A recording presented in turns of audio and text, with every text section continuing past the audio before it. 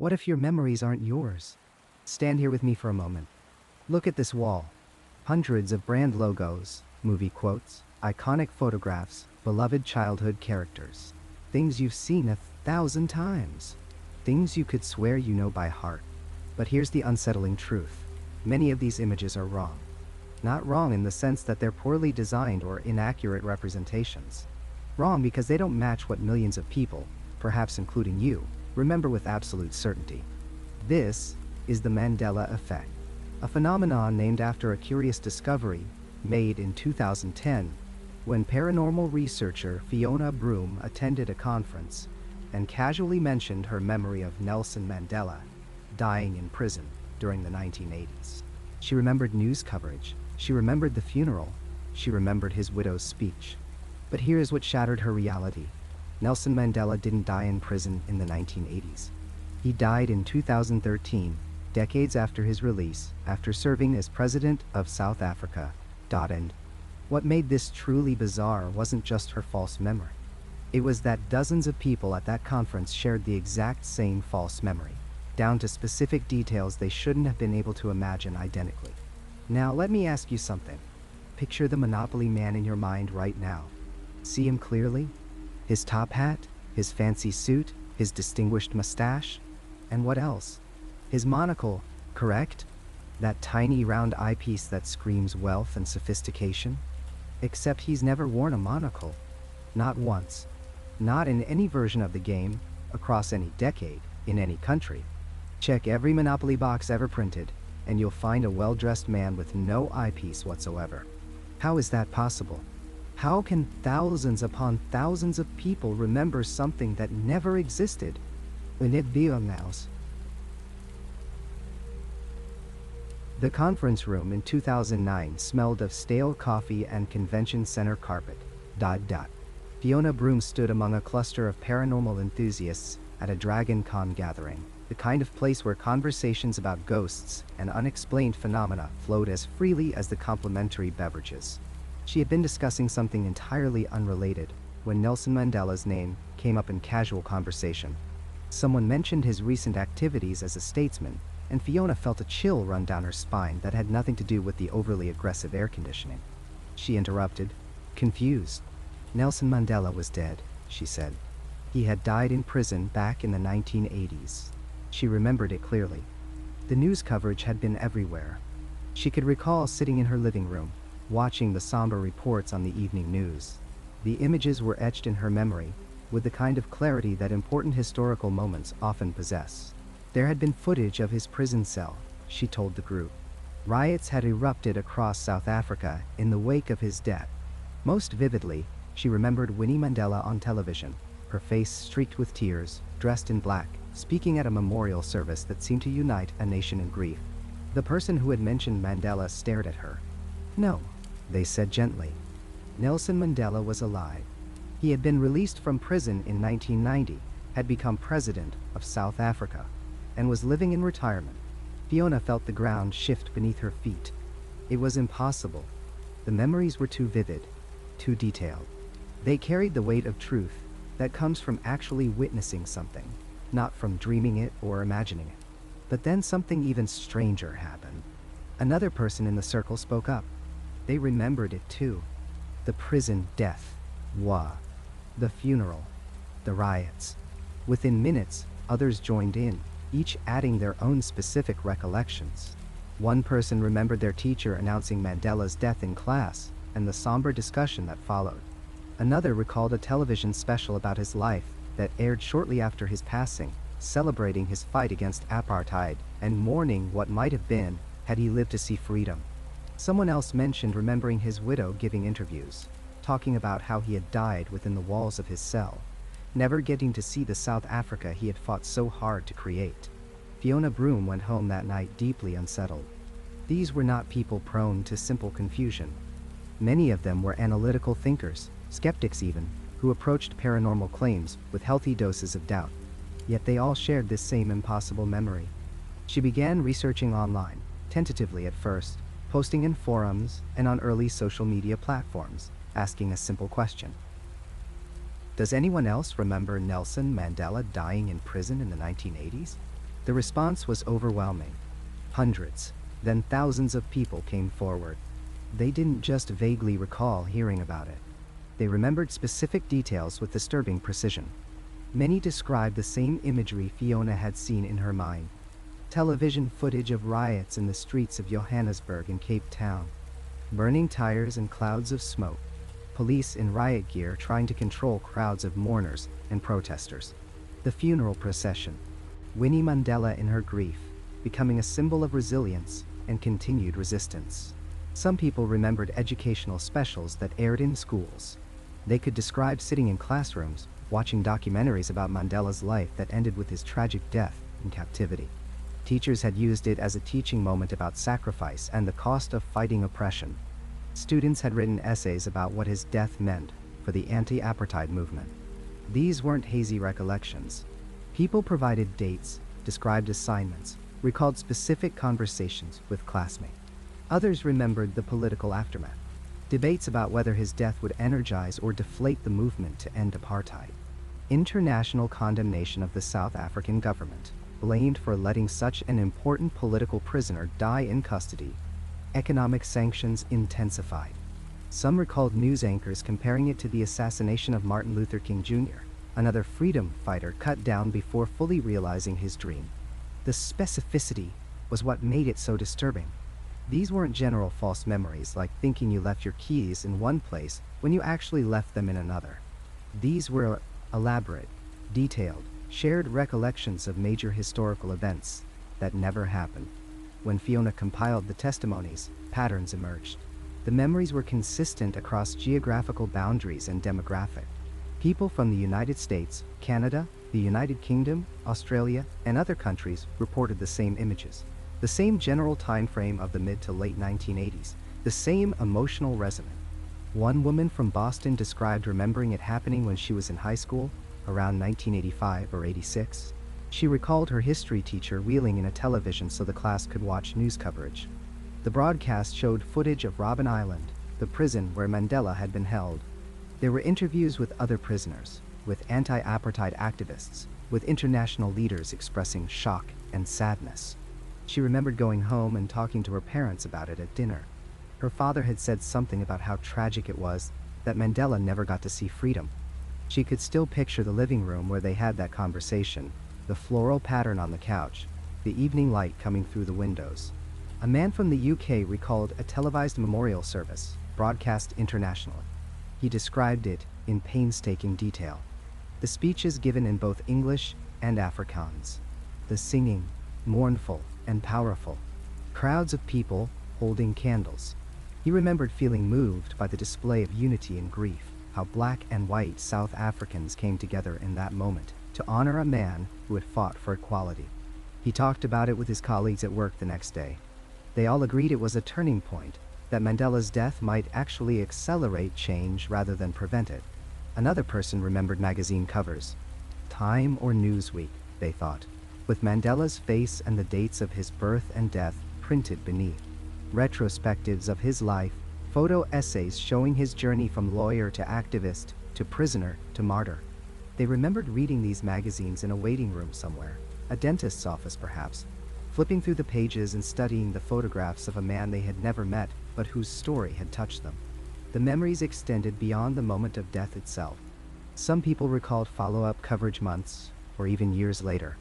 Anniversary pieces marking 1 year, then 2 years, then 5 years since Mandela's death in prison. Documentaries examining whether apartheid might have ended sooner if he had lived. Debates about his legacy. His widow continuing the fight in his name. Fiona Broom coined a term for this phenomenon, naming it after the very event that had brought it to her attention. The Mandela Effect. It seemed to describe a situation where a large group of people remembered history differently from how it actually occurred. But calling it a false memory or confabulation didn't quite capture the strangeness of it. False memories typically vary from person to person, shaped by individual psychology and experience. This was something else entirely. This was synchronization. Thousands of people who had never met, who had no reason to coordinate their stories, all reporting the same alternative version of history. Psychologists and memory researchers took notice. Some proposed explanations rooted in the fallibility of human memory. Perhaps people were conflating Mandela's story with other deaths of imprisoned activists. Maybe they were remembering the death of Steve Biko, the South African anti-apartheid activist who died in police custody in 1977. Or perhaps they were mixing up news coverage of Mandela's actual release from prison in 1990 with funeral imagery from other events. The brain, after all, is not a video recorder.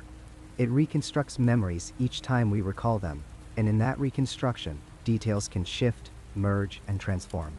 But those explanations struggled to account for the specificity. Why would thousands of people independently create the same elaborate false memory, complete with the same details? Why Winnie Mandela's tears? Why the riots? Why the consensus about the time frame of the mid to late 1980s? If memory were simply unreliable and prone to confusion, wouldn't the false memories vary more widely? Some people proposed more unsettling explanations. Perhaps these weren't false memories at all, but real memories from an alternate timeline. Maybe reality itself had somehow shifted, changed, been edited. Those who remembered Mandela dying in prison weren't wrong, this theory suggested. They were remembering something that actually happened in a different version of history. Somehow, the timeline had been altered, and most evidence of the old reality had been erased, but the memories remained, lodged in the minds of those who had lived through the original sequence of events. Others wondered if it could be a form of mass suggestion or a collective unconscious at work. Carl Jung had proposed the idea that humanity shares a collective unconscious, a reservoir of experiences and images common to all people. Could these shared false memories be manifestations of archetypal stories that exist in this collective space? The imprisoned freedom fighter dying before seeing victory is a powerful narrative that appears across cultures and throughout history. Perhaps the human mind finds this story so compelling, so emotionally resonant, that it writes it into our memories, even when it didn't happen. The Mandela Effect, as Fiona Broome discovered, extended far beyond Nelson Mandela himself. Once people started paying attention, they found hundreds of other examples where large groups shared identical false memories. But the Mandela case remained the most disturbing because of the historical weight it carried and the sheer number of people affected. This wasn't remembering a corporate logo slightly wrong. This was remembering the death of one of the 20th century's most important political figures, complete with vivid details about a funeral that never occurred, riots that never happened, and grief that was never officially documented. Fiona Broome's casual conversation at a paranormal conference had opened a door into something profound and unsettling about human consciousness and memory. It revealed that our grasp on reality might be more tenuous than we like to believe. Thousands of people carried memories of events that never existed in the historical record. They could describe these events with the confidence and clarity we reserve for things we know to be true. And yet, according to every document, every news archive, every piece of verifiable evidence, Nelson Mandela walked out of Victor Verster prison on February 11, 1990, raised his fist to a cheering crowd, and went on to become president of South Africa. He died peacefully at his home in Johannesburg on December 5, 2013, at the age of 95. But for thousands of people around the world, there exists another memory, just as vivid, just as real feeling. A memory of his death decades earlier, behind prison walls, never having tasted freedom. A memory that should not exist, but does. Close your eyes for a moment and picture Snow White standing before that ornate mirror. The evil queen leans forward, her voice dripping with vanity as she asks her question. What does she say? If you're like millions of people around the world, you heard the words in your mind just now. Mirror, mirror on the wall, who's the fairest of them all? You can probably hear it in that sinister voice, can probably see the scene playing out exactly as you remember it from childhood. Except you're wrong. You've always been wrong. The actual line from Disney's 1937 animated classic is magic mirror on the wall. Not mirror, mirror, magic mirror. Go ahead and watch the film right now if you don't believe it. The evil queen clearly says magic mirror, and she always has. But here's what makes this absolutely chilling. It's not just you. It's not just a few people misremembering a line from a movie they watched decades ago. It's millions upon millions of people, all remembering the exact same incorrect version, all sharing the exact same false memory with absolute certainty. Welcome to the unsettling world of the Mandela Effect, where our most cherished childhood memories become weapons of mass confusion, where pop culture betrays us in the most fundamental way possible, and where reality itself seems to shift beneath our feet. The term Mandela Effect was coined by paranormal researcher Fiona Broome in 2010, but the phenomenon has been unraveling the fabric of our collective consciousness for much longer than that. Broome noticed that she and many others vividly remembered Nelson Mandela dying in prison during the 1980s, complete with memories of news coverage, a widow's speech, and even riots. The problem? Mandela didn't die in prison. He was released in 1990, became president of South Africa, and didn't pass away until 2013. Yet thousands of people shared this same elaborate false memory. But let's return to Snow White, because this particular Mandela effect cuts deeper than almost any other. This isn't some obscure movie or forgotten television show. This is Disney. This is a film that defined childhood for generations, that played on repeat in living rooms across the globe, that parents showed their children, who then showed their children. The cultural penetration of Snow White is almost absolute in Western society. And yet, somehow, we all got it wrong. When people are shown the actual clip, their reactions are visceral and disturbing. You can watch compilation videos online of people seeing the scene for the first time in decades, absolutely certain they know what's coming. Their faces go pale. Their mouths hang open. Some people laugh nervously. Others get angry. Many refuse to believe what they're seeing and hearing, insisting the video must be edited, that this must be some kind of Mandela Effect inception where someone changed the clip to prove a point. The confusion isn't mild, it's profound. It shakes something fundamental in their understanding of reality. One woman in her 40s described the experience like this. She said she felt physically sick, like the ground was moving under her feet. She had watched Snow White hundreds of times as a child. She had repeated that line mirror, mirror on the wall in school plays at Halloween, while playing pretend with her sisters. She had taught her own daughter to say it, and now she was being told that every single one of those memories was built on a foundation that never existed. But Snow White is just the beginning. Let's talk about the Berenstain Bears. Or is it the Berenstain Bears? If you grew up in the 1980s or 90s, you probably have strong feelings about this question. You probably remember those wholesome books about a family of bears living in a treehouse, teaching gentle lessons about honesty, kindness, and family values. And if you're like the vast majority of people who encountered these books, you remember the name being spelled B-I-E-R-E-S-T-E-I-N, Berenstain, with an E-I at the end, like Einstein or Frankenstein. Here's the problem that's causing existential crises across the internet. It has always been Berenstain. B-R-E-N-S-T-A-N, with an A-I-N at the end. Always. Every single book, every piece of merchandise, every official document. The creators were Stanley and Jan Berenstain, and that's how they spelled their family name their entire lives.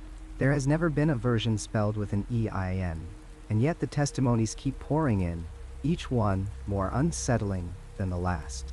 A teacher with 30 years of experience swears she used the Berenstain Bears books to teach children the E-I-N spelling pattern. She remembers it explicitly, remembers using the book covers as visual aids, remembers students practicing writing Berenstain in their workbooks. A librarian claims she shelved the books alphabetically for 2 decades and distinctly recalls placing them near other E-I names. A man in his 30s describes learning to spell his own last name, Berenstain, by comparing it to the Bears, remembering how his mother pointed out that both names have the same ending. These aren't vague memories. These are specific, detailed recollections tied to learning and repetition. These are people who interacted with these books regularly, professionally, intimately, and they're all wrong. Or are they? The psychological impact of the Berenstain Bears revelation is particularly severe because these books were tools of education. They were how many children learned to read, learned their letters, learned that words had correct spellings and meanings. To discover that your memory of the spelling is incorrect feels like discovering your entire education was built on quicksand. If you can't trust your memory of something you read hundreds of times, something you used as a learning tool, what can you trust? Now let's journey to a galaxy far, far away, to perhaps the most iconic scene in cinema history. It's The Empire Strikes Back, 1980. Luke Skywalker hangs from a weather vane in Cloud City, his hand severed, his world shattered. Darth Vader stands above him, bathed in industrial light, and delivers what might be the most quoted line in film history. "Luke, I am your father." Except he doesn't say that. He never said that. Not once, not ever. The actual line is "No, I am your father." It's a response to Luke's accusation that Vader killed his father. Luke says, "He told me you killed him." And Vader responds, "No, I am your father." The word Luke doesn't appear in the exchange at all. Go watch the scene right now.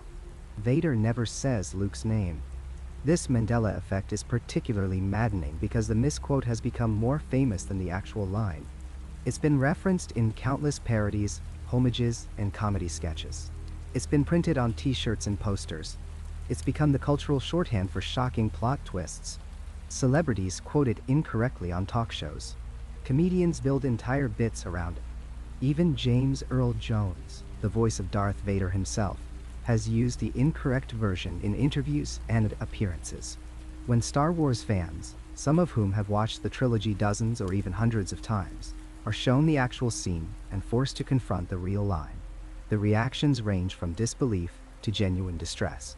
These are people who consider themselves experts on the saga, who can quote entire scenes from memory, who own multiple versions of the films, and have analyzed them frame by frame. And yet this fundamental, iconic moment has been wrong in their minds for decades. One fan described it as feeling like a personal betrayal, as if George Lucas himself had snuck into his brain and rearranged his memories. Another said she felt gaslighted by the universe, questioning every other memory she held dear.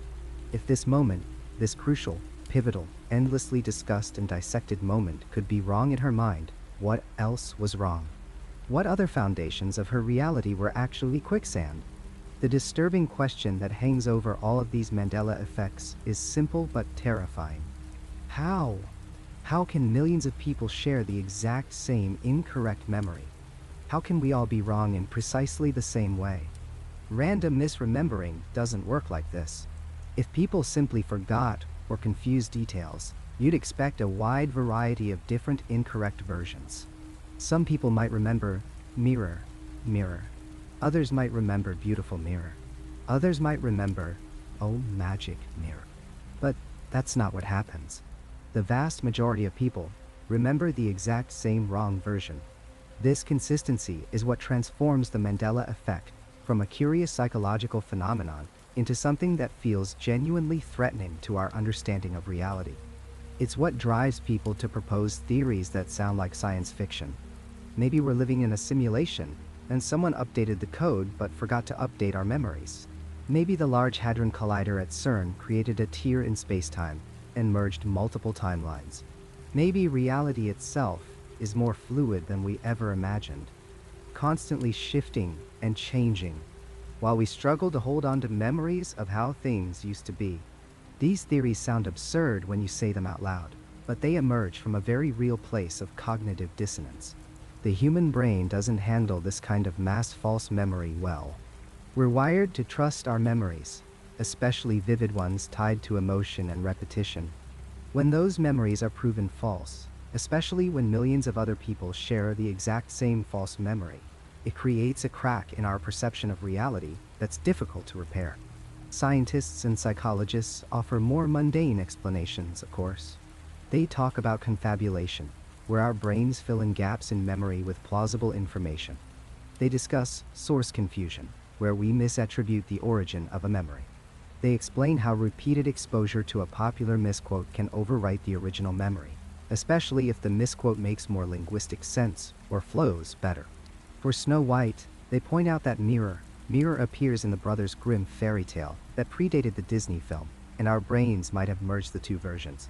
For Star Wars, they note that saying "Luke, I am your father" provides context that makes the quote work as a standalone line, which is why it became the popular version. These explanations are logical and well-researched, but they don't account for the emotional reality of the experience, the genuine shock and disorientation people feel when confronted with proof that their memories are wrong. They don't fully address why the errors are so consistent, why we don't see more variation in the false memories. And they certainly don't provide comfort to someone who's just discovered that a cornerstone of their childhood never existed in the form they remember. The Mandela Effect reveals something unsettling about the nature of memory and reality. It shows us that our brains are not reliable recording devices, but rather storytelling machines, constantly reconstructing the past based on fragments, suggestions, and cultural influences. It demonstrates that consensus reality, the shared agreement about what's true and what happened, can be completely divorced from actual reality. And it proves that we can be absolutely certain about something and still be absolutely wrong. As more and more Mandela effects are discovered and documented, as more people have these moments of reality-shattering realization, a strange new anxiety has entered the cultural consciousness. What else are we wrong about? What other shared memories are false? If we can all be wrong about Snow White and Star Wars and the Berenstain Bears, can we be wrong about anything? Can we be wrong about everything?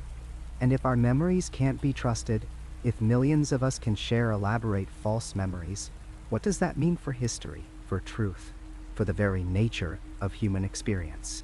These aren't just misquotes anymore. These are cracks in the foundation of our shared reality, and they're getting wider.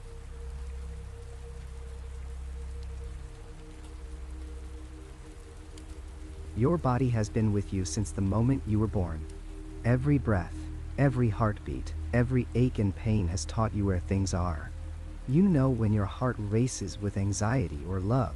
You feel it on the left side of your chest. You place your hand there instinctively. You've always known where it is. Or have you? Imagine sitting in your doctor's office for a routine checkup. The physician places the stethoscope against your chest, but not where you expect. You watch as they listen to your heartbeat in the center of your chest, perhaps even slightly right of center. You want to correct them, to tell them they've got it wrong. But then you remember. According to modern medical textbooks, according to every anatomy chart you can find today, the human heart sits center left in the chest cavity, nestled between the lungs, with only a slight tilt toward the left side. Not purely on the left where you remember it. Never purely on the left. This is the most disturbing frontier of the Mandela Effect phenomenon, and it strikes at something far more intimate than a movie quote or a brand logo. This is about the architecture of your own body, the machine you've lived inside your entire life, and thousands upon thousands of people across the world are insisting that the blueprints have been rewritten. The anatomical Mandela effects began gaining serious attention around 2015, when internet forums dedicated to the phenomenon started filling with an unexpected type of testimony. These weren't casual observers misremembering a children's book. These were nurses, doctors, paramedics, artists, massage therapists, and emergency medical technicians, people whose careers depended on knowing exactly where organs are located. And they were all saying the same impossible thing. The human body they learned, the body they worked on for years or even decades, was not the body that exists today. Sarah Mitchell spent 23 years as an emergency room nurse in Seattle. She learned CPR in 1992, practiced it countless times, and performed it in real life or death situations more times than she can count. When she was trained, the instruction was clear and simple. Place your hands over the heart on the left side of the chest, 2 inches above the nipple line on the left. That's where the heart is. That's where you compress to restart it. But sometime around 2014, Sarah attended a mandatory recertification course and felt her world tilt sideways. The instructor demonstrated the hand placement for chest compressions in the center of the chest, on the sternum, between the nipples. When Sarah raised her hand to point out the error, the instructor looked at her with patient confusion. That's where the heart has always been, the instructor told her. Center mass. That's how it's always been taught. Sarah went home that night and pulled out her old training manuals from the 1990s. She was certain they would prove her right. But when she opened them, the diagrams showed the heart in the center of the chest. Her notes, written in her own handwriting, indicated center chest compressions.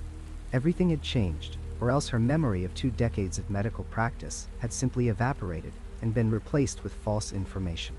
She chose to believe her training materials. She had to. The alternative was madness. But the doubt never left her. In online testimonies she posted later, she described feeling like she was living in a stranger's body, looking at anatomy charts that seemed subtly wrong in ways she couldn't quite articulate. She is far from alone. The kidney placement Mandela effect might be even more widespread. Ask yourself right now, without looking it up, where your kidneys are located. If you're like thousands of people reporting this particular discrepancy, you probably think they're lower in your torso, down near your hips, in the small of your back, just above your waistline. You might even remember being told to protect your kidneys by avoiding hits to that area during sports. Perhaps you remember kidney punches in boxing being aimed at the lower back. According to current medical anatomy, human kidneys sit much higher than that. They're located in the retroperitoneal space, tucked up under the rib cage, roughly between the 12th thoracic and 3rd lumbar vertebrae. The top of the kidneys actually reaches as high as the 11th rib. They're protected by the lower ribs themselves, sitting far higher in the torso than many people remember. Medical professionals have reported this discrepancy with particular alarm. Radiologists who spent years looking at imaging scans, surgeons who performed countless procedures, all expressing shock and confusion at where the kidneys supposedly have always been. Marcus Chen was a medical illustrator for 31 years before he retired in 2016. His specialty was anatomical drawings for medical textbooks and educational materials. He drew the human body thousands of times, each organ precisely placed according to the cadaver dissections he attended, and the medical photographs he referenced. He drew kidneys low in the back, protected by muscle and fat, but vulnerable to lower back trauma. He drew hearts distinctly on the left side of the chest. He drew them that way for 3 decades, and his work was published in textbooks used in medical schools. When the Mandela Effect discussions began circulating, Marcus initially dismissed them as internet nonsense. Then someone sent him a link to a forum discussing anatomical changes. Out of curiosity, he looked up some recent anatomy textbooks. What he saw made his hands shake. The organ placement was wrong. Not dramatically, not in ways that a casual observer would notice, but wrong enough that his trained eye caught it immediately. He went to his studio and pulled out his archive of original drawings, certain they would show what he remembered. They did. Sort of. Some of his older work showed organs where he remembered them, but editions from the same textbooks published just a few years later, supposedly using his exact same drawings, showed subtle differences. The heart had migrated towards center. The kidneys had climbed higher. The changes were small enough to seem like variations in artistic style, but to Marcus, they represented something impossible. He tried to find his original reference materials, the cadaver photographs and medical images he'd used, as source material. Most were gone, destroyed in a studio flood years earlier. The few he could locate showed current anatomical placement. He began to doubt his own memory, his own eyes, his entire career. In an interview posted online, he described the experience as a form of professional annihilation. If he was wrong about something so fundamental, so central to his life's work, then what had he really been doing all those years? Was any of his knowledge real? The existential horror of anatomical Mandela effects cuts deeper than other varieties because it strikes at the foundation of self-knowledge. You can be wrong about whether a movie character said a particular phrase. That's just culture, just media. You can misremember a logo. That's just commercial noise in a busy world. But your body, the physical vessel you inhabit every moment of your life, how can you be wrong about that? Some experiencers report looking at current anatomy charts and feeling a creeping sense of wrongness they can't shake. The proportions seem off. The relationships between organs don't look right. It's like looking at a photograph of your own face, but seeing someone else's features arranged just slightly differently. Still recognizable, but fundamentally alien. The phenomenon extends beyond just organ placement. Thousands of people report remembering the human skull differently. Specifically, they recall the eye sockets being more forward-facing and rounded, with more pronounced brow ridges. Current human skulls, when they look at them in textbooks or museums, appeared to have eye sockets that are larger and more squared, positioned slightly differently than they remember. Some people report that the human rib cage seems wrong too, with the bottom ribs appearing more flared than they recall from their school biology classes. There are even debates about the very structure of the spine. Some individuals insist they learned there were fewer vertebrae, or that the curve of the spine was less pronounced.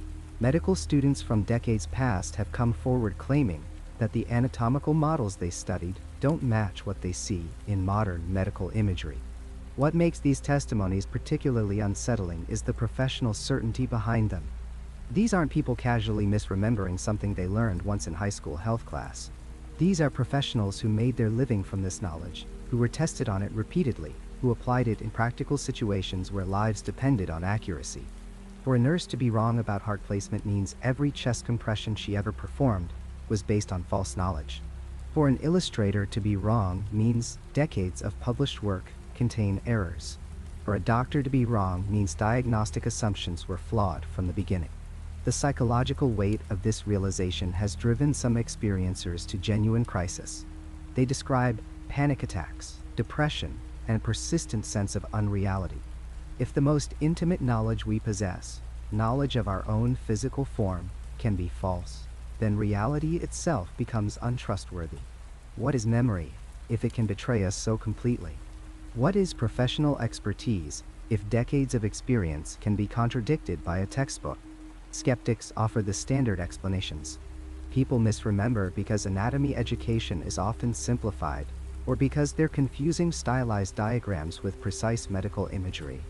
The heart is often drawn with a leftward orientation in valentines and logos, which might create false memories. Kidneys are depicted in various ways depending on whether the illustration shows them from the front or back. Memory is inherently reconstructive and unreliable, especially for information learned long ago. But these explanations feel inadequate to the experiencers themselves. They're not talking about vague recollections or childhood misunderstandings. They're talking about applied professional knowledge, muscle memory from performing procedures, spatial reasoning developed over years of practice. A nurse doesn't just remember where the heart is. She feels it under her hands during compressions. A surgeon doesn't just recall kidney placement. He navigates to it through layers of tissue. These are embodied forms of knowledge, not abstract facts easily confused. Some experiencers have even produced old anatomy drawings and textbooks that seem to support their alternate memories. Vintage medical illustrations from the early 20th century sometimes show organ placement that differs from modern standards. Skeptics argue these are simply outdated or inaccurate materials from an era before medical imaging technology allowed precise mapping of the body. But to the experiencers, they're evidence that something has fundamentally shifted. The most disturbing aspect of anatomical Mandela effects is what they imply about the nature of change itself. If reality can be rewritten, if the past can be altered, the body is the last place we would expect it to happen. Our bodies are the one constant in our life. We feel them every second. We inhabit them. We are them. If that fundamental connection can be severed, if we can be made strangers to our own flesh, then nothing is safe from alteration. Your memories of your children's faces, your knowledge of your own address, your certainty about your own name, all of it becomes negotiable. People who experience anatomical Mandela effects often describe looking in the mirror and feeling a slight disconnect, as if the reflection belongs to someone almost, but not quite themselves. They report moments of dissociation, brief flashes where their own body feels foreign. The betrayal is complete, not just memory failing them, but the physical world itself becoming untrustworthy. And that's the real horror here. Not that we might be wrong, but that we might be living in a reality that can change beneath us while we're still standing on it. Our bodies are the ground of our existence. If that ground is shifting, then we're all falling through space with nothing solid to hold on to. Just the terrible sensation of everything we knew dissolving into uncertainty, leaving us stranded in flesh that no longer quite makes sense. Look at a map right now. Pull one up on your phone, unfold an atlas, spin a globe if you have one nearby. Find New Zealand. It sits southeast of Australia, nestled in the southwestern Pacific Ocean. That's where it's always been, right? That's what the maps show today. But ask certain people, People who've traveled the world, people who taught geography for decades, people who navigated by physical maps their entire careers. And they'll tell you something impossible. They'll tell you New Zealand wasn't always there. They'll swear on everything they hold sacred that it used to be northeast of Australia, positioned in a completely different part of the Pacific, and no amount of modern cartography will convince them otherwise. Sarah Mitchell taught geography for 32 years at a high school in Portland, Oregon. She retired in 2016 with commendations, awards for teaching excellence, letters from former students who became cartographers and geographers themselves. When she first heard about geographical Mandela effects in 2017, she laughed. Then someone mentioned New Zealand. She went silent. That night, she pulled out every atlas she owned, maps she'd accumulated over 3 decades of teaching. She stared at them for hours. The next morning, she posted in an online forum, "I have taught the position of New Zealand thousands of times. I have pointed to it on maps, tested students on it, created worksheets marking its location. It was northeast of Australia. It was always northeast. I would stake my entire career on this, except apparently my career was built on teaching a geography that no longer exists." She isn't alone. Tens of thousands of people report this exact same memory. They don't remember vague details or fuzzy approximations. They remember specifics. New Zealand northeast of Australia, positioned closer to the equator, warmer climate implications, different volcanic patterns, different relationship to Pacific currents. They remember discussing its isolation in that position, its unique ecosystem developing in tropical and subtropical conditions rather than temperate ones. These aren't casual observers mixing up islands. These are pilots who flew routes across the Pacific, ship captains who navigated those waters, geography enthusiasts who competed in map competitions, teachers who dedicated careers to spatial education. Captain Michael Torres flew commercial aircraft for 28 years, accumulating over 22,000 flight hours across Pacific routes. He navigated before GPS dominated cockpits, when pilots still cross-referenced physical maps and relied on spatial memory for route planning. In 2018, during a layover in Sydney, a colleague mentioned the New Zealand Mandela Effect. Torres insisted on seeing a current map. When he looked at New Zealand's southeastern position, he felt his stomach drop. "That's not right," he said. "That's not where we flew." His colleague pulled up flight routes on a tablet. Torres stared at the paths, the distances, the positioning. "I flew to Auckland dozens of times," he insisted. The approach was different. The position relative to Australia was different. We came in from a different angle entirely. He went home and dug through old flight logs, personal navigation notes he'd kept from earlier in his career. The notes referenced positions, headings, spatial relationships between landmasses. When he compared them to current maps, nothing aligned properly.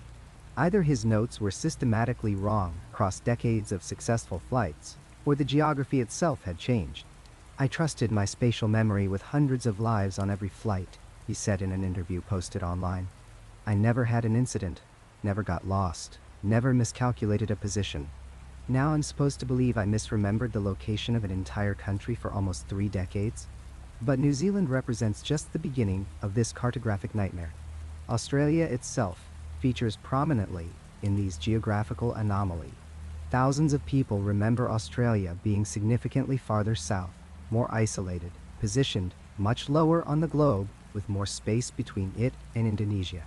They remember it being so far south that its climate patterns were different, its relationship to Antarctica more pronounced, its position in world maps making it appear truly isolated at the bottom of the world.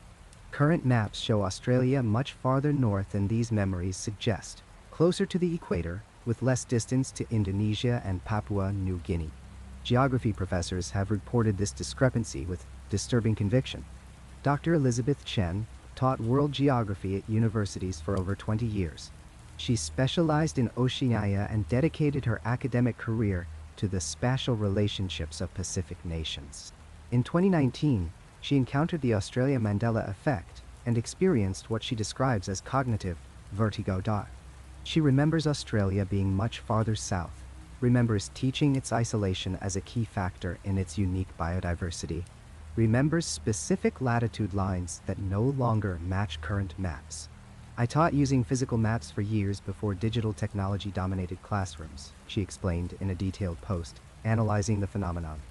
I had students trace latitude and longitude lines, calculate distances, analyze climate zones based on position. Either I taught incorrect information for 2 decades, and somehow no one corrected me, or the actual position of the continent has shifted. Nenzi. But the most disturbing geographical Mandela effect, the one that shakes people to their core, involves South America. Millions of people remember South America being positioned directly below North America. Not just slightly west, not just a bit offset, directly below.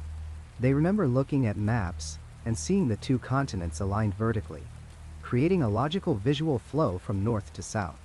They remember South America's western coast aligning with Central America. Remember the Caribbean Sea having a different shape. Remember the relationship between the continents making intuitive sense in a way that current maps don't reflect. Current maps show South America shifted significantly eastward. The western coast of South America sits far to the east of Central America's position. Florida appears almost directly north of Peru and Chile rather than being east of them. The Atlantic Ocean consumes vastly more space between North America and Africa than people remember. For those experiencing this Mandela effect, modern maps look wrong in a fundamental way that triggers deep unease.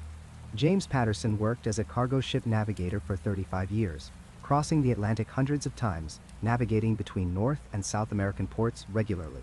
When he retired in 2015, he'd successfully completed thousands of journeys using traditional navigation methods, supplemented by modern technology. In 2017, his grandson showed him a world map for a school project.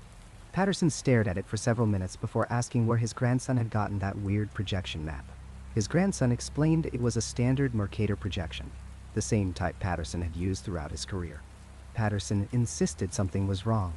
South America's too far east, he said. Look at how it lines up with North America.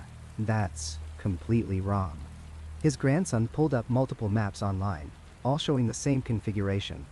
Patterson became agitated. He retrieved old navigation charts from his career, physical maps he'd kept as mementos. When he compared them to current digital maps, he found discrepancies that shouldn't exist. The longitude differences between ports didn't match his memories or his old calculations. The sailing routes looked wrong when overlaid on modern geography. I navigated by these positions, he told his family. I calculated fuel consumption based on distances between land masses. I made thousands of successful journeys. Now I'm looking at maps that show a geography I don't recognize. His testimony joins thousands of others from navigators, pilots, sailors, and maritime professionals who insist the Atlantic Ocean wasn't always this wide. South America wasn't always this far east. The spatial relationship between continents wasn't always this configuration. These aren't people casually glancing at maps. These are professionals who depended on geographical accuracy for their livelihoods and safety. Travel bloggers who visited dozens of countries report similar disturbances. They look at their own travel maps, routes they've marked showing their journeys across continents, and the paths don't align with current geography. YouTube travel vloggers have posted videos showing old footage where they discuss geographical relationships between countries, relationships that don't match current maps. The cognitive dissonance is visible in these videos. People watching their own past selves describe a geography that apparently no longer exists. The Panama Canal presents another focal point for these geographical discrepancies. Thousands of people remember the canal running north-south, connecting the Pacific and Atlantic Oceans in a vertical orientation. Current maps show it running northwest-southeast, nearly horizontal in its orientation. People who've actually visited the canal, who've watched ships traverse it, who've stood at observation points and photographed it, insist they remember a different orientation.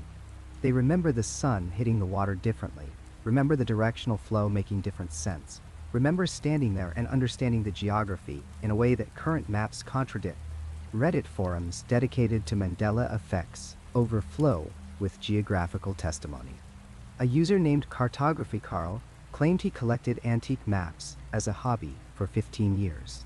He posted photographs of maps from his collection dated to the 1960s through 1990s. He compared them to modern digital reproductions of maps from those same years.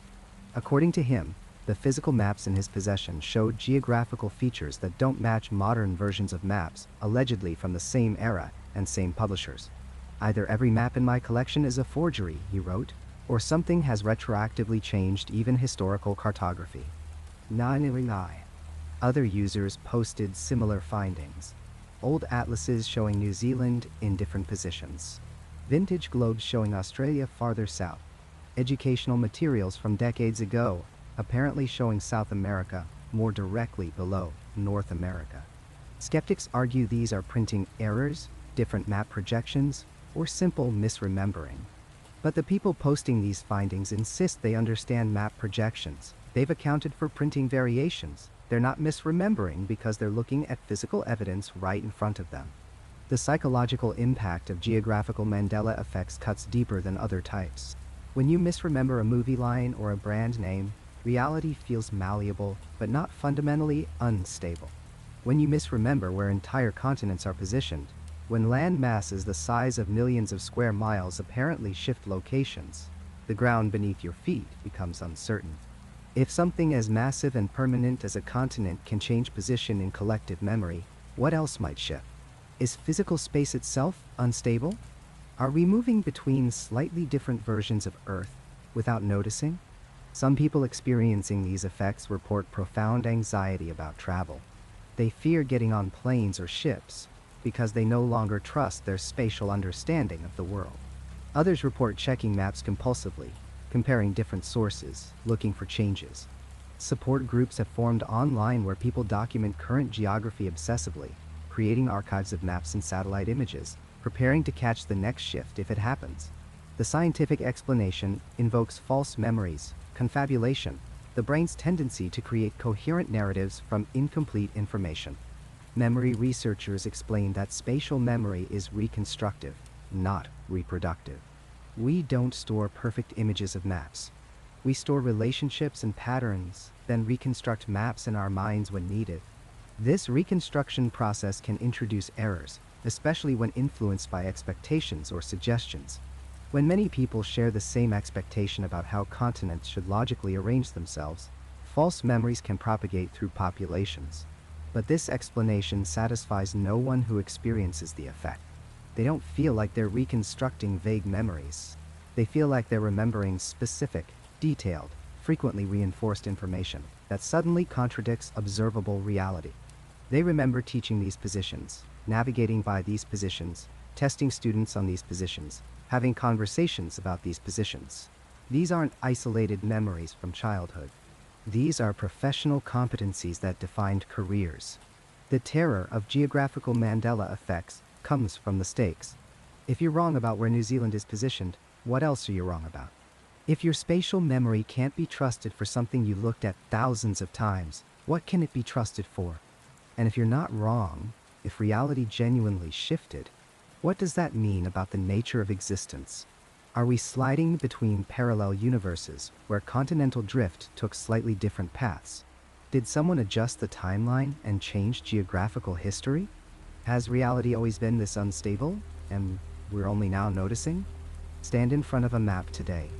Trace the coastlines. Note the positions. Study the relationships between land masses. Tomorrow, next week, next year, will it be the same? For thousands of people, the answer has already been no way. They looked away, and when they looked back, the world had rearranged itself. And unlike other Mandela effects, this one can't be dismissed by checking old evidence, because apparently old evidence changes too. The maps shift with the memory, leaving nothing solid to stand on. You remember the Berenstain Bears, don't you? Except you don't. You remember the Berenstain Bears, with an E, with that distinct German Jewish spelling that made perfect sense when you were 6 years old, sounding it out at the library. You remember it so clearly that you can almost feel the worn covers of those books in your small hands. But you're wrong. You've always been wrong. The books say Berenstain, with an A, and they always have. Every single copy, every publishing record, every piece of evidence in this reality confirms it. So why do thousands, maybe millions of people share your incorrect memory with perfect clarity? Welcome to the Mandela Effect, named after the collective false memory of Nelson Mandela dying in prison in the 1980s, complete with detailed recollections of his funeral, the riots, the widow's tears. Except Nelson Mandela didn't die in prison. He was released in 1990, became president of South Africa, and died peacefully in 2013. But the memory persists, vivid and unshakable, shared across continents by people who have never met. The scientific establishment has an explanation, and it's the one they'll give you first because it requires no paradigm shifts, no uncomfortable questions about the nature of reality itself. False memory theory, straight from the neuroscience textbooks, clean and rational. Your brain, they'll tell you, is not a video recorder. It's more like a Wikipedia page that anyone can edit, including you, especially you, without your conscious knowledge. Every time you recall a memory, you're not playing back a recording. You're reconstructing it from fragments, filling in gaps, smoothing over inconsistencies, and in the process, you're rewriting it slightly. Save.war. Overwrite previous version. This is called reconsolidation, and it's been demonstrated in laboratory after laboratory. Elizabeth Loftus spent decades showing just how malleable human memory really is. In her most famous experiments, she convinced people they'd been lost in shopping malls as children, events that never happened, yet subjects developed detailed, emotional memories complete with sensory information. She showed that leading questions could implant false memories of car accidents, making people remember broken glass that never existed. The implications are staggering. Eyewitness testimony, the cornerstone of criminal justice, is revealed as fundamentally unreliable. Your childhood memories, your certainty about past events, all of it is suspect. Confabulation theory takes this further. Your brain abhors gaps in narrative. When confronted with missing information, it invents plausible details seamlessly, without informing your conscious mind that it's engaged in creative fiction. You believe these confabulations completely because, to your brain, there's no difference between remembered and fabricated information. They're stored the same way, accessed the same way, feel the same way. The Berenstain Bears makes linguistic sense. It fits patterns you know. So your brain, encountering the unfamiliar Berenstain, might retroactively adjust your memories to match the more logical spelling, then insist you've always remembered it that way. Add in social contagion, the way false memories spread through populations like viruses. Someone confidently misremembers a detail. Others, uncertain about their own recollections, unconsciously conform to the group narrative. The false memory becomes consensus reality within that community, reinforced with each retelling. It's the same mechanism behind witch hunts and satanic panic and alien abduction waves. We're social creatures. We trust the tribe's memories sometimes more than our own. This explanation is elegant. It requires no new physics, no metaphysical speculation. It simply asks us to accept what neuroscience has already proven, that we are unreliable narrators of our own lives. And yet, there's something it doesn't quite explain. The specificity, the consistency, the sheer number of people who remember identical details that allegedly never existed, who've never communicated with each other, who come from different countries and cultures and age groups, yet describe the same false memories with the same conviction. Which brings us to the theories that keep you awake at night, staring at your ceiling, wondering what reality even means. Parallel universe theory proposes something that sounds like science fiction, but emerges from legitimate quantum mechanics. The many worlds interpretation, first proposed by Hugh Everett in 1957, suggests that every quantum event splits reality into multiple branches. In one universe, Schrödinger's cat lives. In another, it dies. Both outcomes exist, each in its own timeline, and this branching happens constantly, trillions upon trillions of times per second, creating an infinite foam of parallel universes containing every possible variation of history. In most of these universes, the differences are microscopic, quantum fluctuations that never cascade into observable changes. But in some, the differences are larger. A different election outcome. A celebrity who died at a different time. A children's book spelled differently.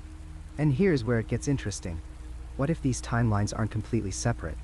What if, under certain conditions, they can merge or bleed into each other?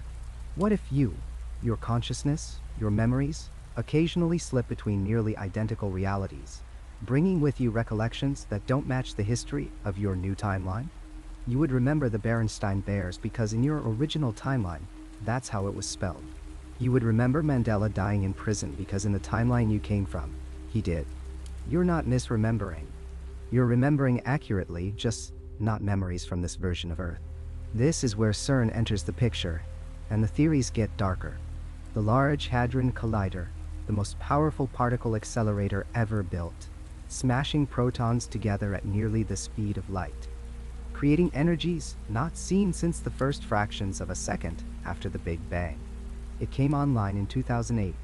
It achieved record collision energies in 2012, and according to some observers, that's when the Mandela effects intensified, when more people started noticing discrepancies, when reality seemed to become unstable. What if, the theory goes, these massive energy releases are doing something to the structure of space-time itself? What if they're creating ripples, distortions, weak points where timelines can merge? CERN scientists will tell you this is absurd, that the energies involved, while enormous by human standards, are minuscule compared to cosmic ray collisions that happen in Earth's atmosphere constantly. But then again, cosmic rays are random, scattered, brief. The LHC creates sustained, focused, repeated collisions in the same location. What if geometry matters? What if repetition matters? What if we've been performing an experiment we don't fully understand, and the results are timeline contamination? Some claim CERN scientists know this. They point to the statue of Shiva, the Hindu god of destruction and transformation, prominently displayed at CERN headquarters. They point to alleged leaked internal videos showing supposed evidence of timeline shifts. They note that Mandela effects seem to cluster around major LHC run periods. Correlation, perhaps. Or causation we're too frightened to acknowledge. Then there's quantum immortality, and this theory will truly disturb you. It builds on the many worlds interpretation, but focuses on your consciousness specifically. Every moment, you face countless ways to die. Aneurysm, car accident, sudden cardiac arrest, random violence. In most timelines, your story ends. But your consciousness, by definition, can only continue in timelines where you survive. You can't experience the timelines where you die because you're dead in them. So your subjective experience is always continuity, always survival, always waking up the next morning, even if you have to shift to increasingly improbable timelines to do it. And here's the horrifying implication. Maybe you have died.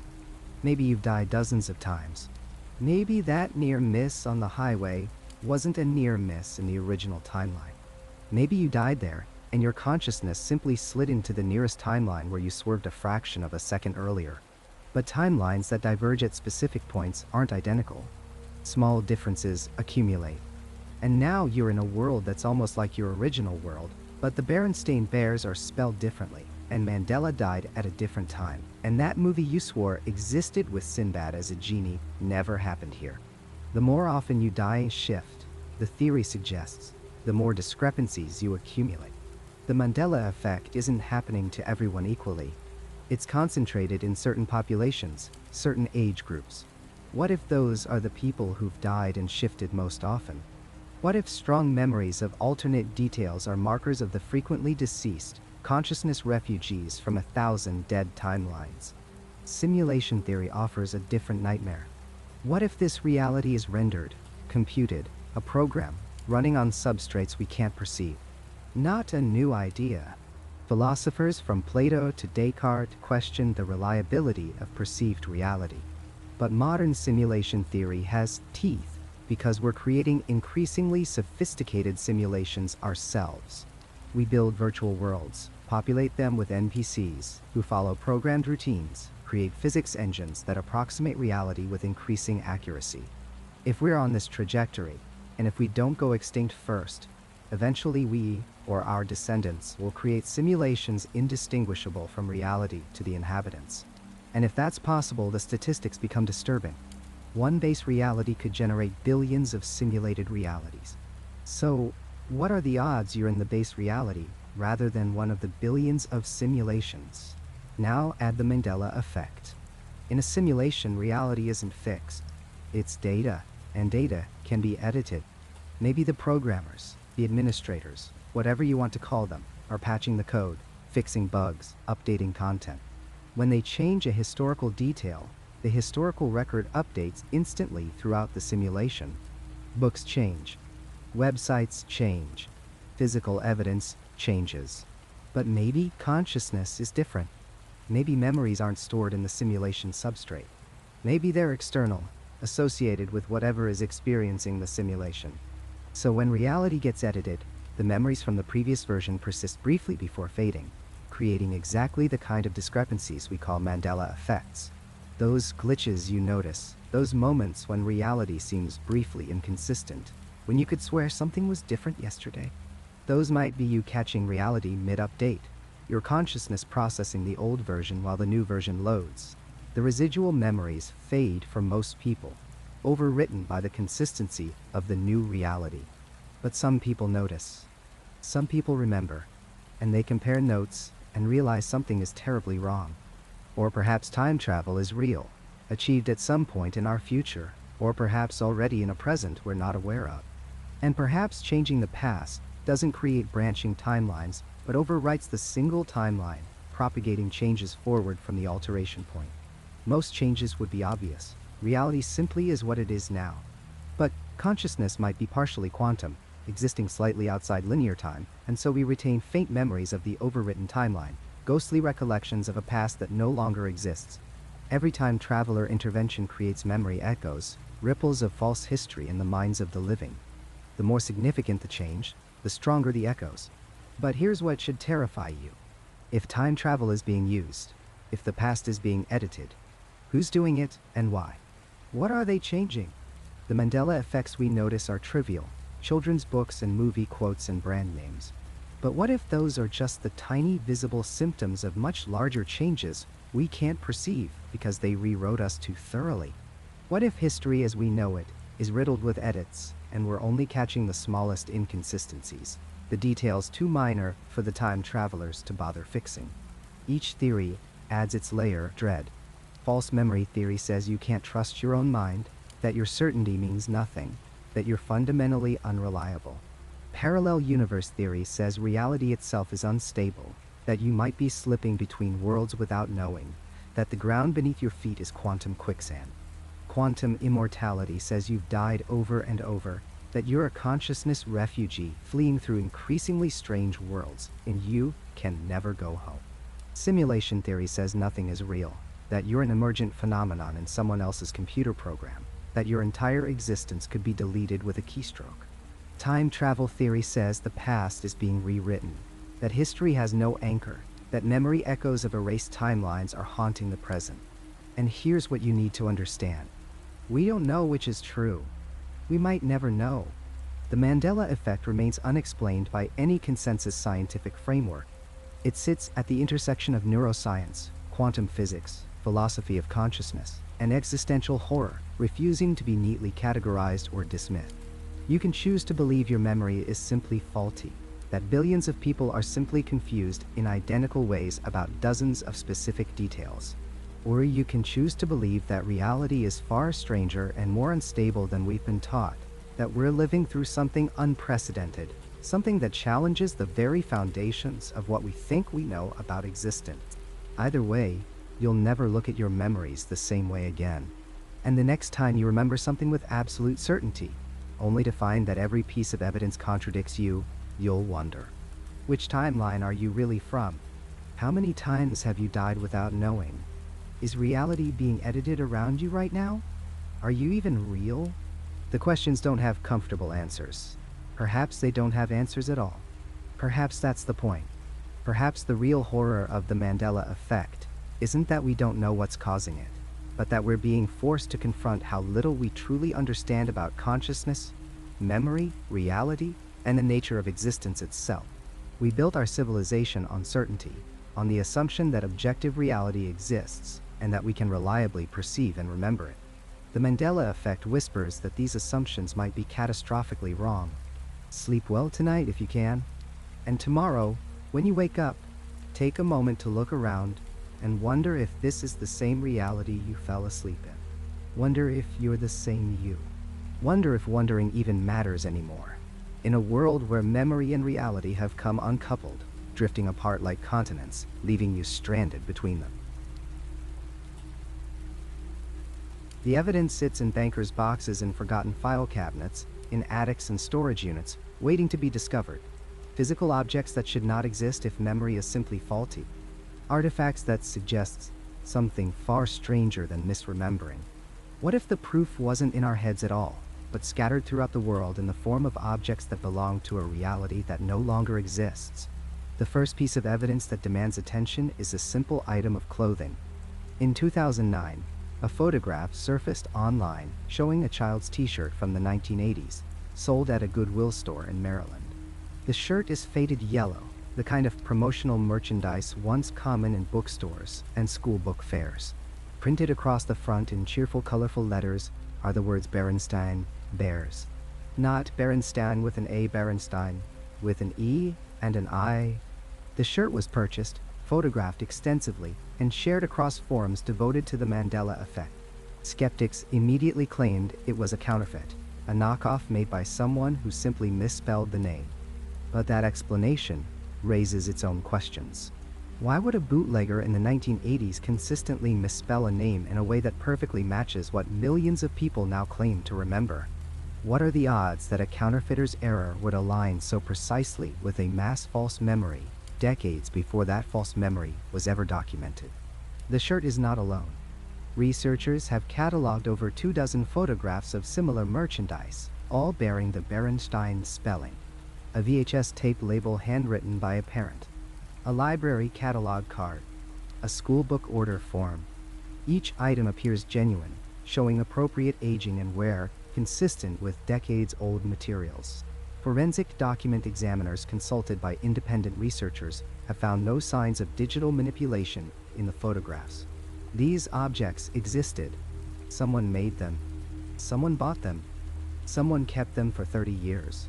Then there are the parodies, those secondary creations that reference the original work. In comedy and satire, getting the reference exactly right is the entire point.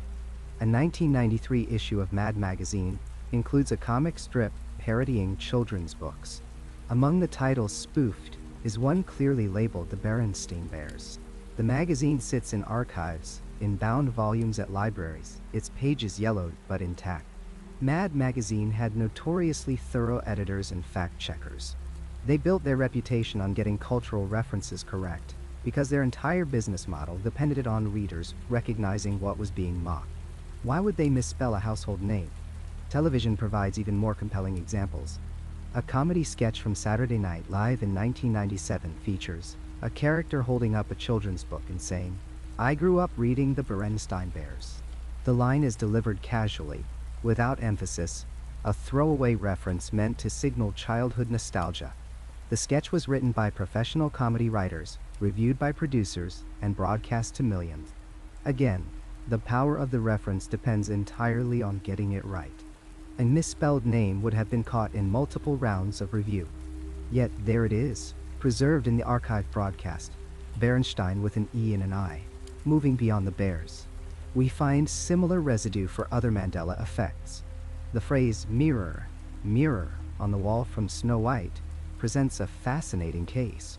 Disney's official line is that the evil queen always said "magic mirror on the wall," always.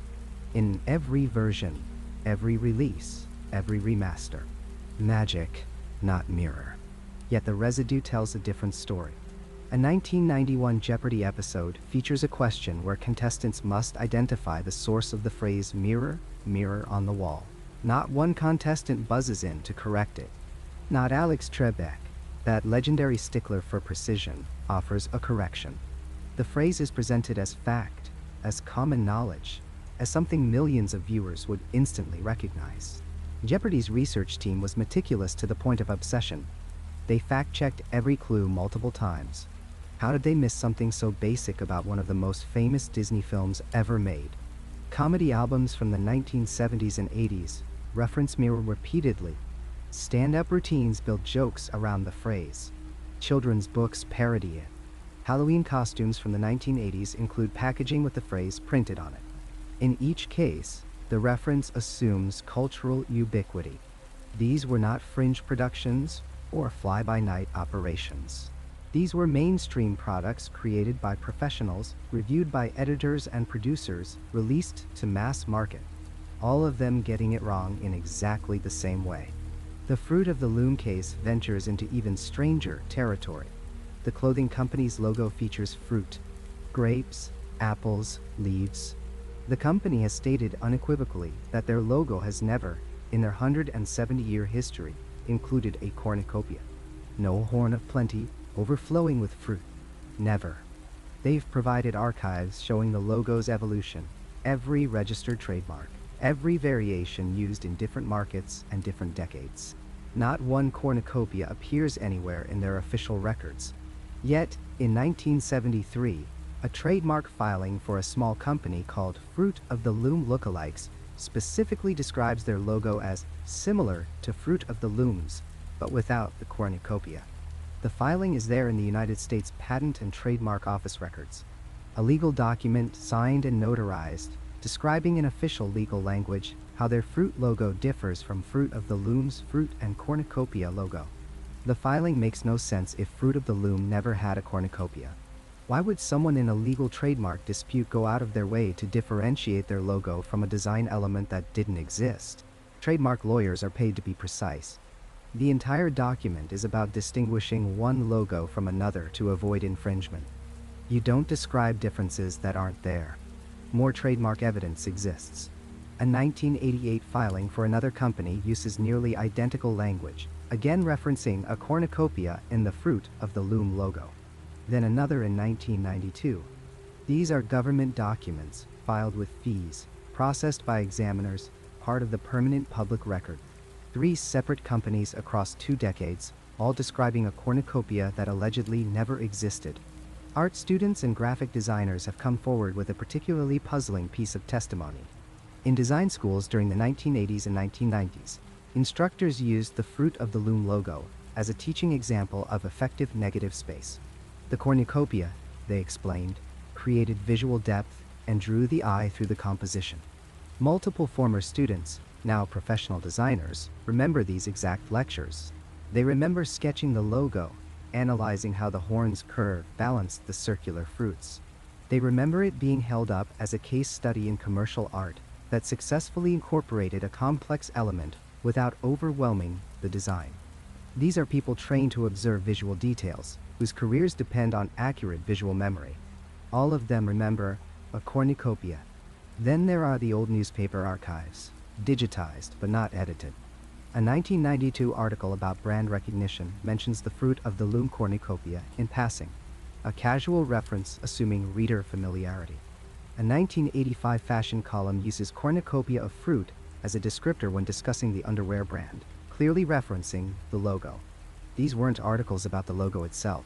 The cornucopia was mentioned in passing, the way you might reference McDonald's golden arches or Nike's swoosh. It was assumed knowledge, part of the cultural lexicon. Archivists have encountered their own mysteries. A librarian in Ohio discovered a 1978 elementary school textbook that included a section on brand recognition and advertising. One exercise asked students to match companies with their logos. Fruit of the Loom's entry showed a cornucopia, illustrated in the simple line art style typical of educational materials from that era. The book was never reprinted after 1979. It sat in storage for decades, untouched and unmodified. The librarian who found it, a woman with 30 years of experience in archival preservation, examined it thoroughly. The pages showed appropriate aging. The binding was original. Nothing suggested the book had been tampered with or altered. It was simply a textbook from 1978, showing a logo that supposedly never existed. More textbooks have surfaced. A 1983 business studies book for high school students includes a case study on logo evolution. Fruit of the Loom appears in a timeline showing how their logo changed over decades. In the 1970s, entry, clear as day, there sits a cornucopia among the fruit. The book's author, now retired, was contacted by researchers. He claimed he had no specific memory of including that particular logo, but said his research assistant at the time would have verified all images with the companies directly. That was standard practice. They sent proofs to corporate offices to ensure accuracy and avoid legal issues. Someone at Fruit of the Loom, according to standard publishing procedure, would have reviewed and approved that image. The residue extends to the strangest corners. An artist in California came forward with sketches from a 1991 community college art class. The assignment was to draw corporate logos from memory, then compare their sketches to the actual logos to understand how branding creates mental impressions. Her sketch of the Fruit of the Loom logo includes a detailed cornucopia. When she tried to find the actual logo to complete the assignment, she found only fruit. She failed the assignment, she recalls, because her drawing didn't match the real logo. She kept the sketch because she was frustrated, certain she had remembered correctly. For 30 years it sat in a portfolio in her closet, a failed homework assignment. Now it looks like something else entirely. Evidence of a logo that she drew from memory, but which no longer seems to have existed. Interview witnesses described similar experiences.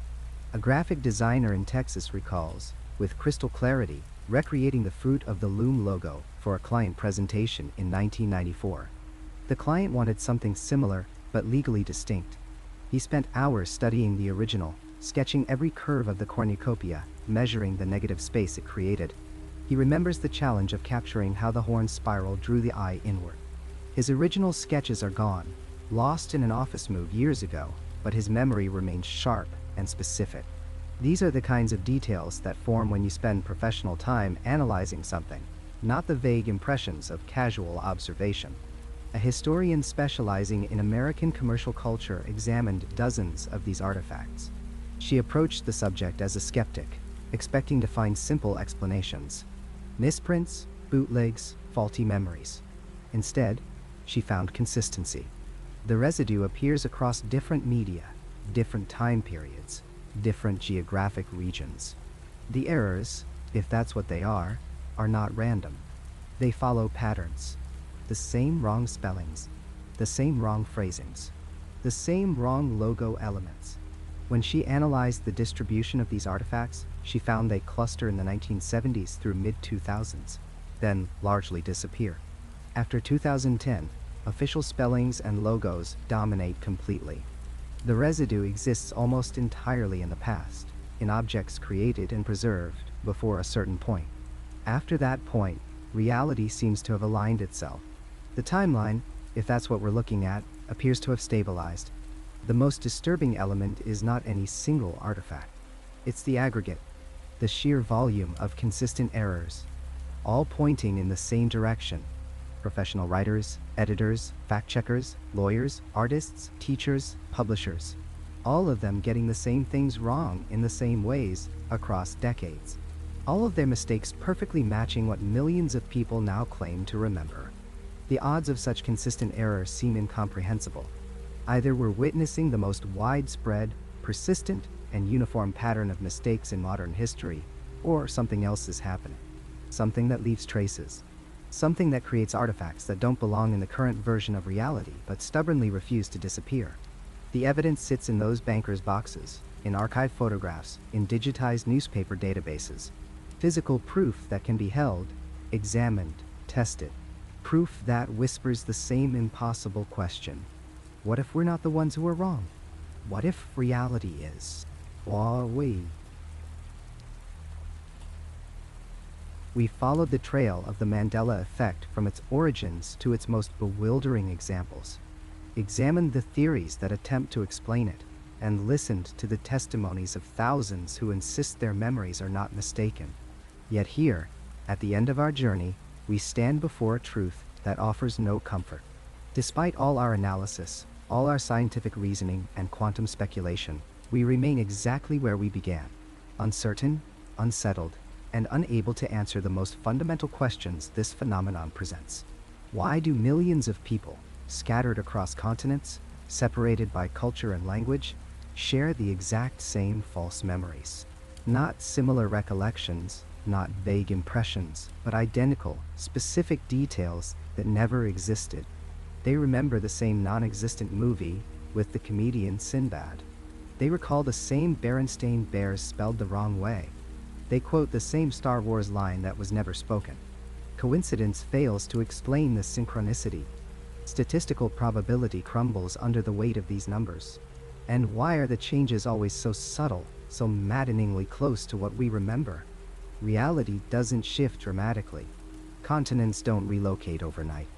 History doesn't rewrite itself in obvious ways. Instead, a hyphen appears or disappears. A word changes by a single letter. A logo tilts slightly differently. A heart shifts position in the chest by mere inches. If we're experiencing genuine reality changes, why this peculiar restraint? Why this eerie precision that keeps alterations just barely within the realm of possible misremembering? Perhaps the most disturbing question remains unanswered. Are we aware when reality shifts? Do we experience a moment of transition? A flicker of consciousness when one timeline replaces another? Or does the change happen so seamlessly that our memories adjust automatically, leaving only scattered holdouts who somehow retain the old version? If a shift occurred right now, would you know?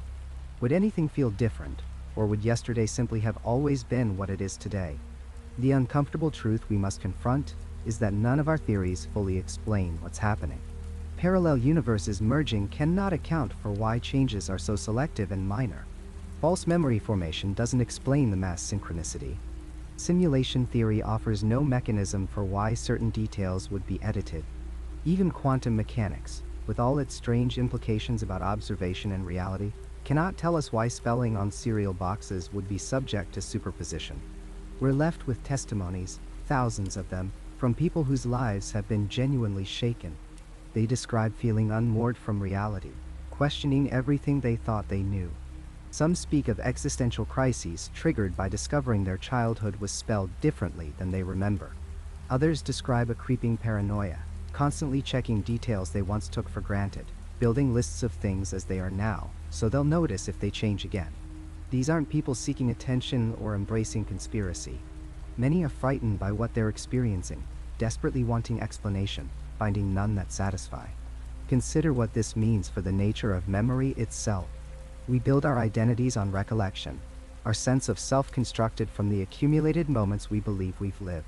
But if our memories can betray us on such a fundamental level, if we can be completely certain of something that never happened, what does that say about everything else we remember? How reliable are your childhood memories?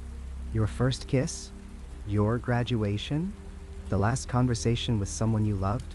If memory can fail so completely about public, verifiable facts, how much more vulnerable are our personal, unverifiable experiences? And perhaps most haunting of all, what if more changes are happening constantly, but we're adapting too quickly to notice? What if our brains are designed to reconcile inconsistencies so efficiently that only occasionally does someone retain the old memory long enough to recognize the shift? You might have already forgotten dozens of changes. Things that were different yesterday, last week, last year. Reality quietly rewriting itself while our consciousness smooths over the contradictions, accepting each new version as having always been true. Think about how quickly we normalize the unfamiliar. How easily we accept new information that contradicts what we thought we knew. This adaptability, this mental flexibility that helps us function in a changing world, might be the very mechanism that blinds us to something profound happening beneath our awareness. We could be living through constant small shifts in reality, our memories updating in real time, never knowing what we've lost. The Mandela Effect leaves us in a state of permanent uncertainty. We cannot prove reality is changing, but we cannot prove it isn't. We cannot explain why millions share false memories, but we cannot dismiss their experiences. We're left suspended between competing impossibilities, each explanation requiring us to abandon something we thought we understood about the nature of existence. So we return to where we began, but changed by the journey. Once you've truly considered these questions, once you've felt the ground of certainty shift beneath your feet, you can never quite return to comfortable assumption. You'll find yourself double-checking things you've known your entire life, Googling quotes to make sure they're still worded the way you remember, looking at familiar logos with suspicious eyes, asking others to confirm details before trusting your own recollection. And tonight, when you close your eyes and surrender to sleep, understand this. If reality can shift, if timelines can merge, If the universe can edit its own history, there's no reason it couldn't happen while you're unconscious. You might wake tomorrow to a world that's subtly different, but you'll never know it. Your memories will have already adjusted. The calendar will show a date you don't quite remember living through. A loved one will mention an event that never happened, except now it did.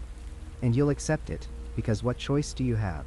We might have already forgotten countless other shifts, reality constantly rewriting itself while we sleep, while we blink, while we turn our attention elsewhere for just a moment. Every certainty you hold could be a recently installed memory. Every fact you've built your understanding upon could change before morning, and you would never, ever know. Reality as we know it could change again tonight, could be changing right now as these words reach you, and tomorrow we'll all wake up remembering it differently, or perhaps not remembering this moment at all.